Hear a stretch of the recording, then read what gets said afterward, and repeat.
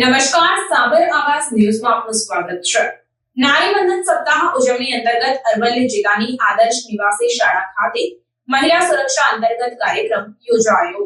જિલ્લા મહિલા અને બાળ વિકાસ અધિકારીની કચેરી તથા નાયબ નિયામકની કચેરીના સંયુક્ત ઉપક્રમે અરવલ્લી જિલ્લાના મોડાસા શહેર ખાતે આવેલ આદર્શ નિવાસી કન્યા શાળામાં નારી વંદન સપ્તાહ ઉજવણી અંતર્ગત કાર્યક્રમ યોજાયો।